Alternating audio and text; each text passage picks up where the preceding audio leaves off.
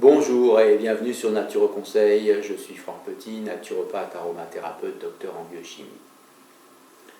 Aujourd'hui, j'aimerais vous parler de votre foie et de ce qu'on peut faire pour savoir effectivement comment il fonctionne et s'il va bien, s'il est en bon état.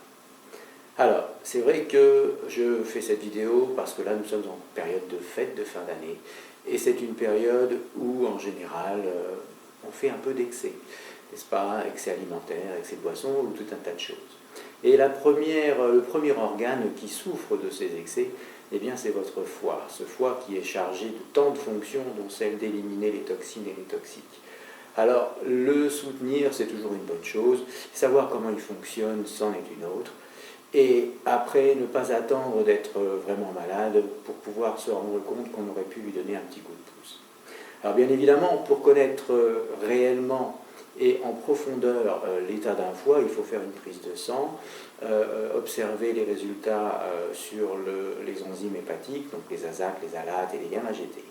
Mais au-delà de ça, il y a une méthode très simple qui a été mise au point par un médecin, le docteur Paul Bacchès, dans les années 50. Il était à ce moment-là en charge d'un poste dans un hôpital universitaire à Alger. Et sa méthode, qui s'appelle donc la méthode de la diurèse limitée, permet d'avoir un instantané du fonctionnement hépatique. Alors on est dans une marge de résultats qui donne des observations permettant d'être en amont de la véritable insuffisance hépatique, juste déjà les prémices d'un foie qui a un petit peu de mal à travailler et qu'il va falloir commencer à aider. Alors, quelle est cette méthode et comment la réaliser? Comment faire ce test? La diurèse minutée nécessite que vous preniez un peu de temps. Il va vous falloir, on va dire, 4 heures à peu près. Donc, être 4 heures tranquille chez vous.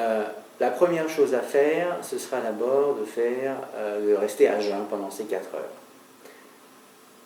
Ensuite, qu'est-ce qu'on fait? Donc, on se lève le matin, on est à jeun, on va éliminer les urines de la nuit, donc une première fois aux toilettes, et se dégager de ces urines-là. Ensuite, en restant à jeun, donc aucune alimentation, on va boire dans un laps de temps très court, à peu près 5 minutes, un demi-litre d'eau, 500 millilitres. À l'origine, les valeurs données par le docteur Bacchès en milieu hospitalier étaient d'1 litre, mais on peut se contenter de 1 demi-litre. 1 demi-litre d'eau bu en 5 minutes. Et on va rester comme ça à jeun. On va se reposer, on va retourner à une activité légère. Alors l'idéal, ce serait de se recoucher ou de s'allonger, de prendre un lit, d'écouter de la musique, mais ne pas s'agiter. On reste comme ça pendant une demi-heure. Au bout de cette demi-heure, on va aller à nouveau uriner et on va surtout récupérer ces urines et mesurer la quantité d'urine récupérée. D'accord? Donc on va utiliser un verre doseur, tout simplement, un verre doseur de cuisine ou un biberon si on a, et on va noter la quantité en millilitres de liquide récupéré lors de cette miction. Ensuite on jette et on retourne se reposer encore une demi-heure. Au bout de cette deuxième demi-heure, on fait une deuxième mesure, deuxième urine, deuxième prise de mesure. Pareil, je note mon résultat en millilitres ou en centimètres cubes, comme vous préférez, et on retourne après se reposer, après avoir jeté ces urines-là. Troisième demi-heure étant passée, on retourne faire une troisième miction. Cette miction, c'est logiquement l'avant-dernière, donc elle va vous donner un résultat, vous allez le noter, vous le jetez, et vous retournez vous reposer encore une demi-heure. Au bout de cette demi-heure, vous allez faire une quatrième et dernière miction. Donc vous prendrez le résultat et vous jetez bien entendu les urines derrière. Alors maintenant, comment on va interpréter?